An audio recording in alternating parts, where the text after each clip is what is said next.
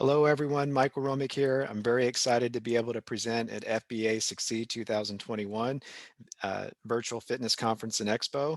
And today I'm going to be talking about how to effectively customize and design the perfect fitness programs for your ideal client.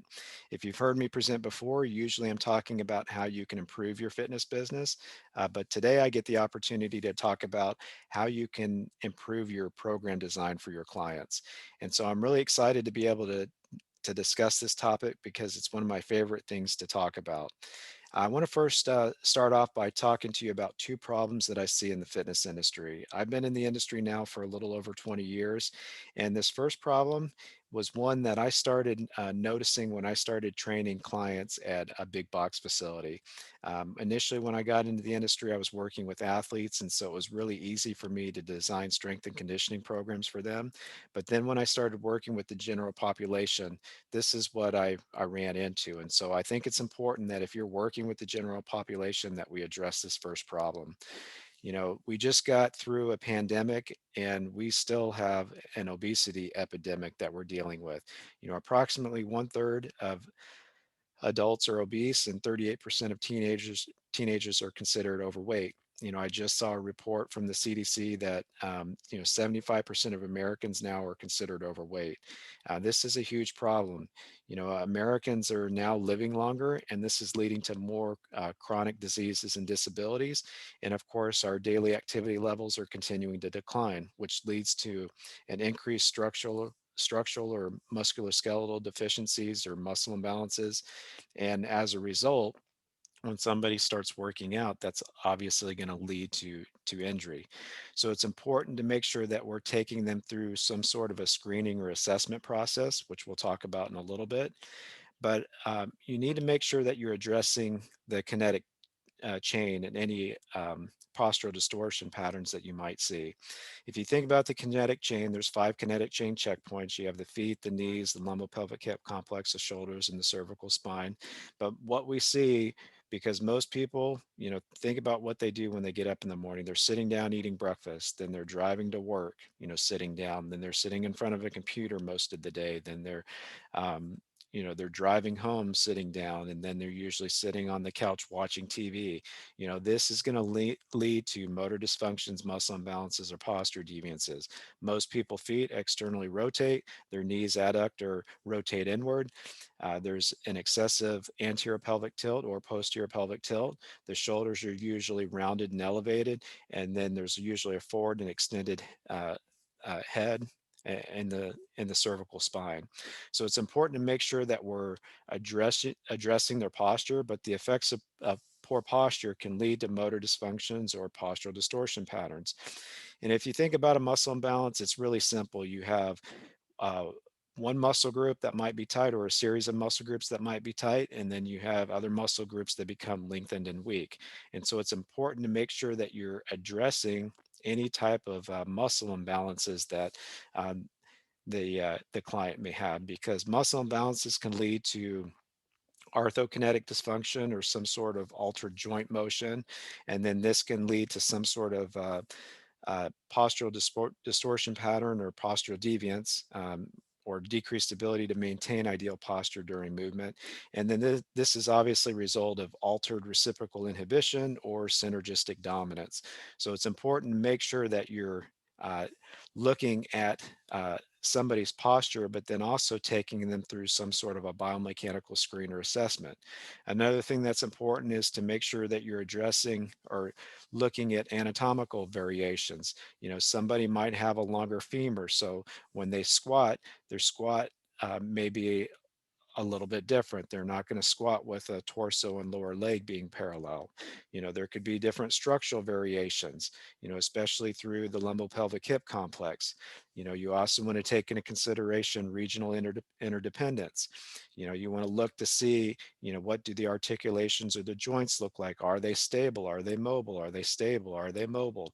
But if you think about the human body, it's designed where, the foot should be pretty stable, the ankle should be pretty mobile, the knee which we call the dumb joint, should be stable. The lumbopelvic hip complex should be mobile. The core should be stable.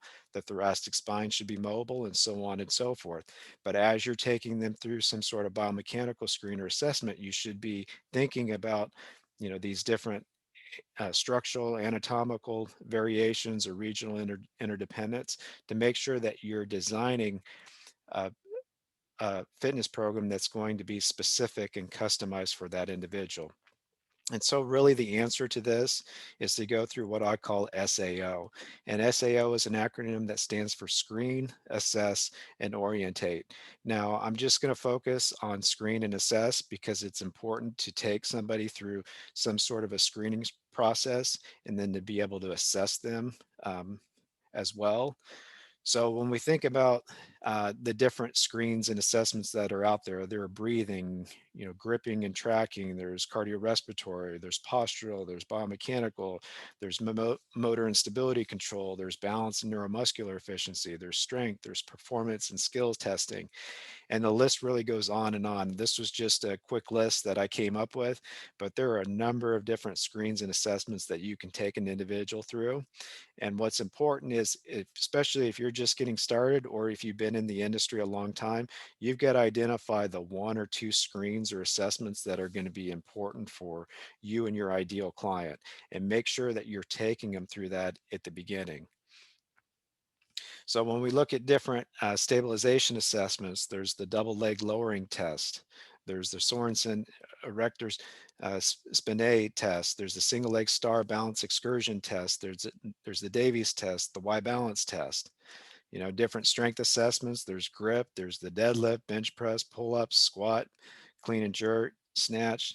That's just a few of them. With power assessments, there's the rotation medicine ball throw, the overhead medicine ball throw, the standing soccer throw, the double leg, single leg vertical jump. There's the double leg horizontal jump or the long jump. There's the single leg horizontal jump, the long jump or side leg. There's the shark skill test. There's the functional capacity screen. There's all these different screens or assessments that you can do for stabilization, for strength, and for power. And when you think about training, you should think about the different stages of training, which are stabilization, strength, and power. Then you get into uh, speed, agility, and quickness assessments, which are going to be like the 10 to 40-yard sprint, the lower extremity functional test, the 300-yard shuttle, the 5-10-5 test, the 5-0-5 test for horizontal agility. There's this 7 by 30 meter sprint test. There's the 3/4 sprint. There's the pro lane agility drill. There's the T test, and the list goes on and on for the different performance and skills tests that you can take an athlete through. So that's really the first problem that I see is a lot of people have these motor dysfunctions, muscle imbalances, or posture deviances. And the worst thing that we can do is just take them through a workout. When somebody comes in, you should be taking them through some sort of a screen or some sort of an assessment just to make sure, one, are they a good fit for your programs or services? And two, to make sure that that person doesn't get injured. I secret shop a lot of different facilities, and one of my pet peeves is when I walk in, maybe I'm filling out a park queue or just some basic information, but then they just take me through a workout without even taking me through a screen. And that's one of the um, huge disservices that we can give the general population, because they have, some sort of issue that we need to address before we actually take them through a workout. The second problem that I see with the fitness industry is most people, when they think of working out, they just think of following a traditional training program. Usually they're following some form of hypertrophy or maximal strength training program, but most traditional training programs don't emphasize movement in all three planes. So if you think about it, most injuries occur in the transverse plane, but most of the exercises we do are going to be in the sagittal or the frontal planes. And then training programs today should challenge individuals in all three planes. You need to be taking them through more of a functional training program, depending on exactly what your ideal client is. If you're a bodybuilder, yeah, obviously you're going to take them through some sort of a hypertrophy a program design. But with that being said, everybody probably needs to be doing some sort of a stabilization or endurance type of program before they begin, or in doing more of a multi-joint, multi-muscle or functional program design before they start isolating the prime movers. And most traditional training programs don't challenge individuals in proprioceptive enriched environments. They're not challenging the internal balance and stabilization mechanisms, or really working on developing their neuromuscular efficiency. It's important to include exercises that challenge internal balance and stabilization, or helping them improve their proprioception to protect them from injury and to prepare them for more high intense exercises. So when I talk to new trainers or interns, and I talk to them about the fitness fundamental training, I like to talk about the chocolate chip cookie analogy, because this is an easy way to understand how you should be designing programs for your clients. There are basically 5 to 6 main ingredients in the chocolate chip cookie recipe. If you think about it, you need chocolate chips, you need sugar, you need flour, vanilla extract. Um, there's a couple of eggs, butter. So there are, several ingredients that you need. And depending on what the recipe calls for, you're going to use different quantities of those ingredients. And it's the same thing when you're designing a fitness program. If you use more sugar than the recipe calls for, the cookies are going to taste sweeter. If you use more chocolate than the recipe calls for, they're going to taste better, right? But it's the same thing with an exercise program. If you do more sets than reps, you're going to be working on more of a maximal strength or strength training program. And it's important to look at the different acute variables, which we'll talk about in a second. But the one thing I want you to think about is, do all chocolate chip cookies taste the same? No, they don't. We're all going to have our different perspectives on how we think we should be designing programs for our clients. And it's also going to depend on who our ideal client is. But the question is, do your clients like your chocolate chip cookies? And would they continue to buy more? And that's what those are really the most important questions that you should be able to answer. When we talk about the acute variables, just like there are ingredients for a chocolate chip cookie recipe, there are different acute variables that you should follow when you're designing a program. And that your first one, and it's the most important, is going to be the exercise selection. What type of exercise are we doing? And that exercise needs to be conducive to what that client needs to work on. If they've got motor dysfunctions, muscle imbalances, or posture deviances, you want to make sure you're selecting an exercise that's going to be appropriate for that individual. Just to give you an idea, when most trainers will just add push-ups into their program. Well, I can tell you, statistically speaking, 9 out of 10 people will do a push-up incorrectly. And most people shouldn't even be doing any sort of a horizontal press, especially with their body weight. Then you need to look at how many sets you're doing, how many reps, the intensity or the weight increment, the tempo. The tempo is the time that it takes to do a repetition. And then, of course, the rest interval. All of those variables are important, because uh, you know, that's going to depend on what type of program you're designing for that particular client. Other things to take into consideration are going to be like the neurodevelopmental sequence. If you think of a baby starts off in a supine position. It starts off on its back, then it's learning to roll in on, then it lays on its stomach in a prone position. Then eventually it's able to start kneeling and then standing up. And if you think about it, when we go through life, we learn this neurodevelopmental sequence naturally.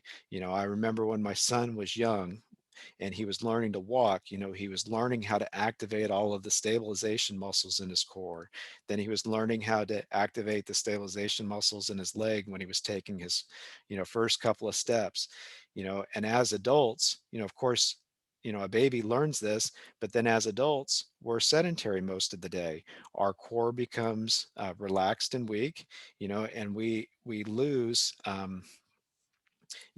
We develop these motor dysfunctions or muscle imbalances or posture deviances, and we lose that neuromuscular efficiency or proprioception. So it's important that when you're designing programs that you go back to looking at the neurodevelopmental sequence, and does this client need to start off in a supine position, you know, or prone position? Then maybe they can start off with the sideline position, or kneeling, or half kneeling, or standing. Then you go from you know uh, bilateral, two legs stable, to single leg stable, to two legs unstable, to single leg unstable, and make sure that you're taking them through the proper progression and sequence. Then you also want to look at spinal staging. That spine, from the cervical, thoracic, all the way down to the lumbar region, that needs to be supported depending on exactly what type of program you're designing.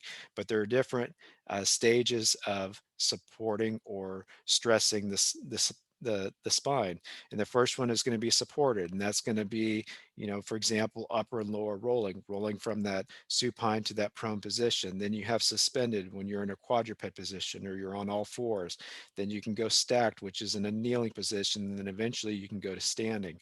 But if you think about it, even when people design programs, if they're not just taking somebody through a traditional workout using a bunch of selectorized equipment, you know, yeah, maybe they're doing a body weight exercise standing, but should that individual even be standing initially? Maybe they need to be doing that exercise in a kneeling position or a quadruped position, or maybe even in a more supported position. It's also important to take into consideration the bioenergetic continuum. There are three different energy systems that we need to work through, and it's important that as you're training your clients, that you're working them through the appropriate bioenergetic system, or working them through all three effectively and efficiently. And those three systems are going to be ATP, CP. So, that's your creatine phosphate or your phosphocreatine system. And that's going to be that quick and explosive movement that's 10 seconds or less. Then you have your glycolytic system, which is, 1 to 2 minutes. And then you have your oxidative system, which is typically going to be over 2 minutes. So it's important when you're designing programs, are you doing more of an anaerobic type of training modality, or are you trying to do or is it more of an aerobic training modality, or is it a combination? And it's important that as you're progressing clients through uh, uh, an effective meso and macro cycle, that you're addressing the right bioenergetic continuum. You want to look at different proprioceptive manipulations, and those are stable to unstable, static to dynamic, or slow to fast, two arm uh, or leg to single arm or leg, or what we like to say is bilateral to unilateral, or even contralateral or ipsilateral. And then you have eyes open to eyes closed, and known to unknown variables, and then competition. A lot of times we want to design programs where clients are just competing with each other, and that's great in a group environment, but it may not always be the most effective for that individual. So the answer really is integrated training. And integrated training is a concept that incorporates all forms of training in an integrated fashion as part of a progressive system.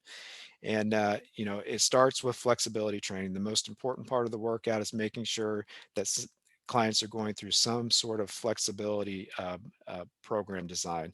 And then you want to look at their cardiorespiratory training, their core training, balance training, reactive training, speed, agility, and quickness, if that's a goal. And then, of course, the resistance training. So that's why I really go back to the OPT model. I'm a master trainer through the National Academy of Sports Medicine. And when I was first introduced to the optimal performance training model, it really made sense to me. I had a couple of other certifications under my belt at the time, but once I understood how the optimal performance training model really encompasses every other training modality out there, it really helped me to understand how you could take somebody from one phase and progress them to the next phase. If you think about it, if you look at yoga or Pilates, that's a form of stabilization training. Bodybuilders do a form of hypertrophy training.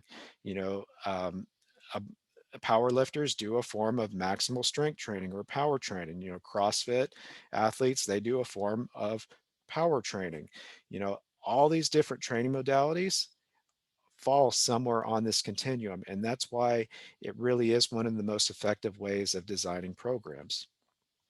So I want to briefly just talk about the different phases. The first one is is stabilization endurance training, and that's where you're doing lower number of sets. Usually it's 1 to 3 sets, about 12 to 20 reps, lower intensity, about 50 to 70%, slower tempo, and then the rest interval is going to be upwards of 90 seconds. Then you get into strength endurance training, which is going to be low to moderate sets, so 2 to 4 sets, about 8 to 12 reps, 70 to 80% intensity. Is going to be a slower tempo, and that's where you typically incorporate supersets, where you're doing a strength exercise and then supersetting it with a stabilization exercise, and then it's going to be about a 60-second rest interval. Then you get into hypertrophy training, which is typically what most people do in the gym. If you go into the gym on Monday, it's generally National Chest Day, and so everybody's doing chest, right? They're doing about 3 to 5 sets, 6 to 12 reps, 75 to 85% intensity. It's a moderate tempo, and then normally they're resting about 60 seconds, upwards of 5 minutes. So they're doing a combination of maybe hypertrophy and maximal strength training. But um, the goal is, especially if you think about the general population, most of them probably don't need to be doing that form of training, at least not initially. They can progressively work through the different phases of training, but for the most part, they probably need to start off in stabilization endurance, or maybe even some sort of corrective exercise or rehabilitative phase of training. And then you get into power training, where it's going to be uh, quicker and more explosive. But just to think about it, there's these different phases of training, but then there's also different training styles. And you have to figure out what is going to be the most appropriate training style for you. Are you doing more of a command training style? Are you a Group X instructor, and are you teaching? Are you actually uh, are you leading the group from the front of the classroom? You know, are your workouts timed? Are they counted?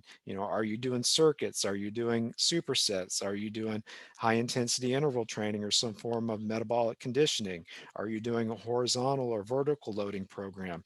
Is it more of a lecture type of training style? Is it virtual? Is it on demand? Is it game based? Is it individual or group?